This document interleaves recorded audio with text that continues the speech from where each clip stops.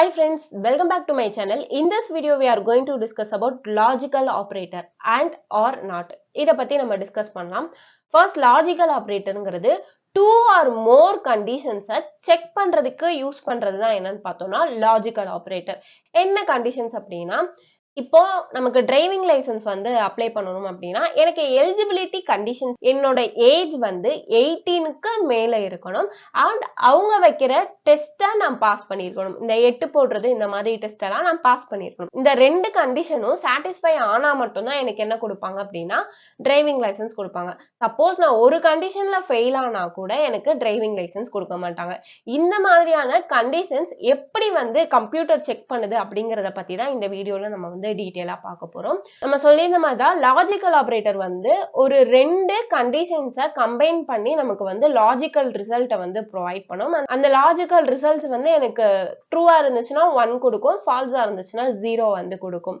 So இதை நம்ம ப்ரோக்ராமோட result இதை பத்தி பார்க்கலாம். இதோட டைப்ஸ் வந்து என்னென்ன அப்படின்னா logical and logical or logical not. So அதுதான் அதுக்குரிய ஆப்ரேட்டரோட சிம்பிள்ஸ். இதை யூஸ் பண்ணி தான் நம்ம வந்து கம்ப்யூட்டரை ஒர்க் பண்ண வைக்க போறோம். இப்போ நம்ம ஒவ்வொரு இதை பத்தியுமே வந்து டீட்டெயிலா டிஸ்கஸ் பண்ணலாம். ஸோ ஃபர்ஸ்ட் வந்து லாஜிக்கல் அண்ட் நம்ம அந்த கண்டிஷன்ஸே எடுத்துப்போமே. எனக்கு வந்து டிரைவிங் லைசன்ஸ் வந்து எனக்கு எப்படி இருக்கணும்னா டிரைவிங் லைசன்ஸ் எப்போ கொடுப்பாங்க, என்னோட ஏஜ் வந்து அபவ் 18க்கு மேல இருக்கணும் அண்ட் என்னோட டெஸ்ட்ல நான் வந்து என்ன பண்ணிருக்கணும் அப்படின்னா பாஸ் ஆயிருக்கணும். இந்த ரெண்டு கண்டிஷனும் இருந்துச்சுன்னா மட்டும்தான் எனக்கு வந்து என்ன கொடுப்பாங்கன்னா டிரைவிங் லைசன்ஸ் கொடுப்பாங்க. ஸோ இதுதான் நமக்கு வந்து கண்டிஷன். இப்போ இதுல ஏதாவது ஒரு கண்டிஷன் ஃபெயில் ஆனா கூட எனக்கு வந்து டிரைவிங் லைசன்ஸ் கிடையாது. அதுதான் இந்த இடத்துல ட்ரூத் டேபிளா பாக்குறோம். எனக்கு ரெண்டு கண்டிஷனுமே ட்ரூவா இருக்கு. என்னோட ஏஜும் 18 மேல ஆயிடுச்சு, நான் வந்து நல்லாவும் 8 போட்டேன் அப்படின்னா இந்த ரெண்டுமே எனக்கு ட்ரூவா இருக்கிறப்ப எனக்கு ரிசல்ட் ட்ரூ. அந்த ரிசல்ட் தான் என்னோட டிரைவிங் லைசன்ஸை ப்ரொவைட் பண்றது.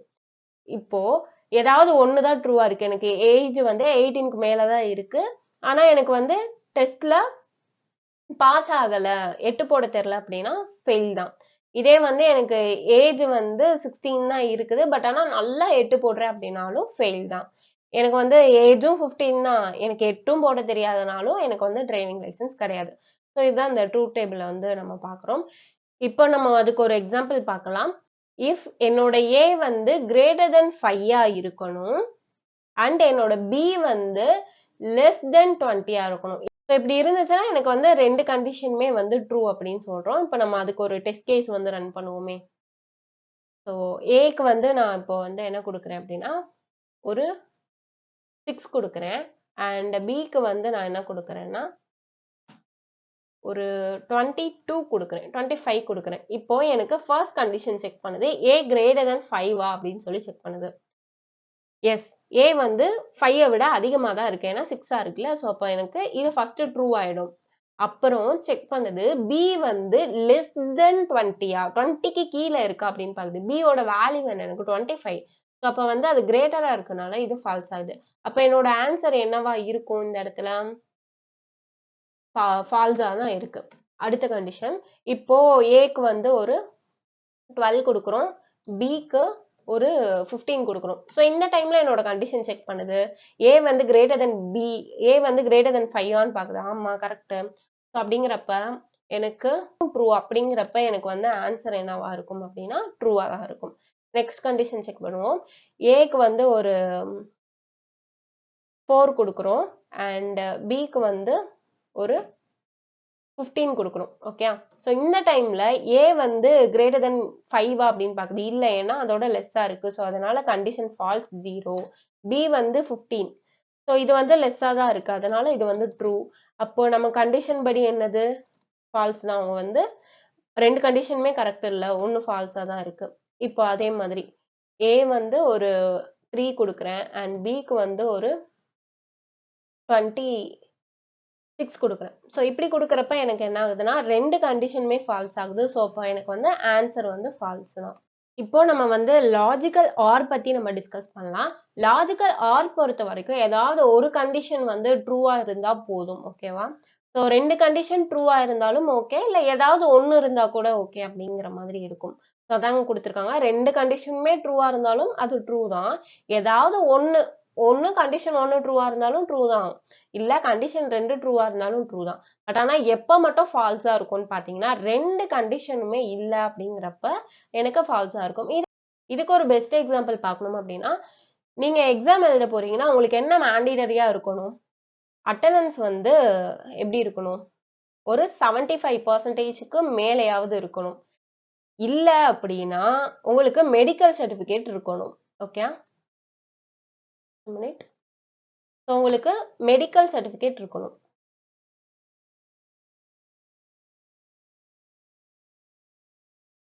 சரி, இதுல ஏதாவது ஒண்ணு இருந்தா கூட உங்களால வந்து என்ன பண்ண முடியும் அப்படின்னா எக்ஸாம் வந்து எழுத முடியும். இப்போ என்கிட்ட வந்து அட்டெண்டன்ஸுமே வந்து 75 மேல தான் இருக்கு. Due to the some reason எனக்கு வந்து மெடிக்கல் இஷ்யூ வந்துச்சு. பட் ஆனாலும் நான் 75%க்கு மேல நான் இதுக்கு போயிருக்கேன். அப்பனா எனக்கு 2மே வந்து இருக்கு அப்படிங்கிற பட்சத்திலயும் உங்களால எக்ஸாம் எழுத முடியும். சப்போஸ் வந்து எனக்கு வந்து 75%க்கு அட்டெண்டன்ஸ் இல்ல. பட் ஆனா நான் மெடிக்கல் சர்டிபிகேட் வச்சிருக்கேன் அப்படிங்கிறவங்க என்ன பண்ணலாம் அப்படின்னா அவங்களும் எக்ஸாம் எழுதலாம். அது வந்து ஏதாவது ஒரு கண்டிஷன் ட்ரூ ஆயிடுச்சு. நெக்ஸ்ட், என்கிட்ட அட்டெண்டன்ஸ் 75%க்கு மேல இருக்கு. பட் ஆனா எனக்கு மெடிக்கல் சர்டிபிகேட்லாம் இல்ல அப்படிங்கிறவங்களும் எக்ஸாம் எழுதலாம். ஸோ அப்ப இந்த டைம்லயும் எனக்கு வந்து என்ன ஆகுது அப்படின்னா ட்ரூ ஆயிடுது. இதுல வந்து மெயினா என்னன்னா சில பேர் வந்து அட்டெண்டன்ஸும் வச்சிருக்க மாட்டாங்க. சும்மா சும்மா லீவ் போடுவாங்க. அவங்க 75%க்கு மேலேயும் இருக்காது. மெடிக்கல் சர்டிபிகேட்டும் அவங்ககிட்ட இருக்காது. மேம்கிட்ட தான் உட்காந்து கெஞ்சிட்டு இருப்பாங்க. மேம் எனக்கு அட்டெண்டன்ஸ் போட்டு விடுங்க அப்படின்னு சொல்லிட்டு. ஸோ அவங்களுக்கு என்ன ஆகாது அப்படின்னா எக்ஸாம் எழுத முடியாது. மேமா போட்டா மட்டும்தான் அவங்களால எக்ஸாம் வந்து எழுத முடியும். ஸோ இந்த மாதிரி கண்டிஷன்ஸ்ல எனக்கு வந்து ஃபால்ஸ் ஆகுது. ஸோ மெயினான விஷயம் என்னன்னா ஏதாவது ஒரு கண்டிஷன் ட்ரூவா இருந்தா கூட ஓகே. 2மே இருந்தா பெஸ்ட். பட் எனக்கு 2மே ஃபால்ஸா இருந்துடக்கூடாது. ஸோ அதான் இந்த இடத்துல வந்து மெயினா சொல்லியிருக்காங்க. அதுக்குரிய எக்ஸாம்பிள் தான் என்னோட ஏ வந்து 5க்கு மேல இருக்கலாம். பி வந்து 20க்கு கீழே இருக்கலாம். ஏதாவது ஒண்ணு வந்து எனக்கு ட்ரூவா இருந்துச்சு அப்படின்னா இது வந்து அட்லீஸ்ட் ஒரு கண்டிஷன் ட்ரூவா இருக்கு அப்படின்னு சொல்லலாம். ஓகே, இப்போ வந்து நம்ம லாஜிக்கல் நாட் பத்தி பார்க்குறோம். இது வந்து எப்படின்னு பார்த்தோம்னா நம்ம லாஜிக்கை ரிவர்ஸ் பண்ணிரும். இப்போ சில ரீல்ஸ்லலாம் வந்து பார்த்திருப்பீங்க. ஒய்ஃப் வந்து ஹஸ்பண்ட் கிட்ட போய் வந்து கேட்பாங்க. ஏங்க நான் வந்து ரெட் போடவா? இல்ல எல்லோ சுடி போடவா? அப்படின்னு கேட்பாங்க. ஹஸ்பண்ட் வந்து நீ ரெட் போடுப்பா அப்படின்னு சொல்லுவாங்க. பட் ஆனா ஒய்ஃப் வந்து என்ன பண்ணிருவாங்க? எல்லோ போட்டுட்டு வந்து நிப்பாங்க. ஸோ அந்த மாரி தான் நம்ம சொல்றதுக்கு அப்படியே ஆப்போசிட்டா வந்து பண்றது தான் என்ன அப்படின்னா இந்த ரிவர்ஸ். சரி. எனக்கு கண்டிஷன் இப்ப ட்ரூவா இருந்துச்சு அப்படின்னா, எனக்கு வந்து என்ன பண்ணுது அப்படின்னா ரிசல்ட்ட ஃபால்ஸா காமிக்கும். ஃபால்ஸா இருந்துச்சு அப்படின்னா அத வந்து ட்ரூவா காமிக்கும். இந்த மாதிரி அப்படியே இந்த ரிசல்ட்ட அப்படியே ரிவர்ஸ் பண்ணி விட்டுருது. ட்ரூனா ஃபால்ஸ், ஃபால்ஸ்னா ட்ரூ அப்படின்னு சொல்லிட்டு. இப்ப நான் ஏக்கு வந்து 0 வந்து குடுக்குறேன். அந்த 0வ நான் நாட் ஏவா குடுத்தேன் அப்படின்னா என்னோட அவுட்புட் என்ன வரும்னா 1 வரும். ஸோ அந்த அப்படியே அத வந்து ரிவர்ஸ் பண்ணி வந்து எனக்கு இத ஜஸ்ட் நம்ம வந்து ப்ரோக்ராம் வச்சு ட்ரை பண்ணலாம். ஸோ இன்ட் ஏஜ் வந்து ஒரு 20 வச்சிருக்கலாம்.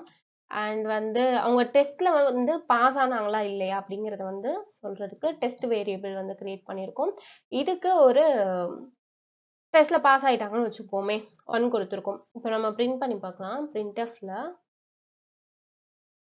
%d ஆமா என்ன சொல்லியிருந்தோம், 2 கண்டிஷன் வந்து நம்ம செக் பண்ண போறோம். ஸோ என்னோட ஏஜ் வந்து அபோவ் 18க்கு மேல இருக்கணும். அண்ட் வந்து என்னோட டெஸ்ட் வந்து பாஸ் ஆயிருக்கணும் அப்படின்னு நான் வந்து சொல்லியிருக்கேன். ஸோ இந்த 2 கண்டிஷன் நம்ம வந்து கொடுத்துருக்கோம். இதை பத்தி நம்ம ரிலேஷனல் ஆப்ரேட்டர்ல பார்த்திருப்போம். Equal to and greater than பத்தி. ஸோ இப்போ எனக்கு வந்து 2மே பாஸ் ஆகுதான்னு பார்த்தோம்னா அபோவ் 18க்கு மேல இருக்கா இருக்கு. டெஸ்ட் 1 அப்படிங்கிறத பார்க்குறோம் 1. அப்போ எனக்கு வந்து ஆன்சர் என்ன வரும் அப்படின்னா 1 தான் வரும். ஏன்னா 2மே ட்ரூ ஆயிடுச்சு. இப்போ நான் இந்த ஏஜை வந்து நான் கம்மி பண்றேன். 15 மாத்திடுறேன். ஸோ 15 மாத்தணும் அப்படின்னா ஒரு கண்டிஷன் வந்து எனக்கு ஃபால்ஸ் ஆச்சு. 1 ட்ரூ ஆச்சு. ஸோ அதனால 0 தான். ஸோ அண்டை பொறுத்த வரைக்கும் எனக்கு 2மே ட்ரூவா இருக்கணும்னு சொல்லியிருந்தோம். நெக்ஸ்ட் இதவே நம்ம 6 மாத்துவோம். 6 ஸோ நம்ம 6 கொடுத்துருக்கோம். எனக்கு வந்து ஏதாவது ஒரு கண்டிஷன் ட்ரூவா இருந்தா கூட ஓகே தான் அப்படின்னு நம்ம வந்து சொல்லியிருந்தோம். இல்லையா? ஸோ இப்போ எனக்கு டெஸ்ட் வந்து ட்ரூவா தான் இருக்கு. ஏஜ் வந்து ஃபால்ஸ் ஆயிடுச்சு. அப்படிங்கிற பட்சத்துல எனக்கு வந்து 1 ட்ரூவா இருந்தனாலே ட்ரூ ஆயிடுது. ஓகே. இப்போ எனக்கு வந்து 2மே ட்ரூவா இருந்தாலும் அது வந்து ட்ரூ தான் வரும். 1 எனக்கு எப்ப 2மே ஃபால்ஸ் ஆகுது அப்படிங்கிறப்ப மட்டும் தான் எனக்கு என்ன ஆகும் அப்படின்னா ஃபால்ஸ் ஆகுது. ஓகே. நெக்ஸ்ட் நம்ம வந்து நாட் யூஸ் பண்ணுவோம். நம்ம என்ன பண்றோம் அப்படின்னா டெஸ்ட் அப்படியே ரிவர்ஸ் பண்ண போறோம். ஸோ இங்க நான் 0 கொடுத்திருந்தேன் அப்படின்னா எனக்கு அது வந்து ஆப்போசிட்டா என்ன பிரிண்ட் பண்ணும் அப்படின்னா 1 பிரிண்ட் பண்ணிடும். ஸோ இவ்வளோதான். இதை நீங்க வந்து எக்ஸாம்ல எழுதினாலே போதும். இந்த கான்செப்ட் வந்து உங்களுக்கு புரிஞ்சிருக்கும்னு நம்புறேன். ஸோ இந்த வீடியோ பிடிச்சிருக்கவங்க மறக்காம லைக் பண்ணுங்க, சப்ஸ்கிரைப் பண்ணுங்க அண்ட் கமெண்ட் பண்ணுங்க. பிகாஸ் உங்களோட அப்ரிசியேஷன் தான் எனக்கு அடுத்தடுத்த வீடியோஸ் வந்து போறதுக்கு மோட்டிவேஷனலா இருக்கும்.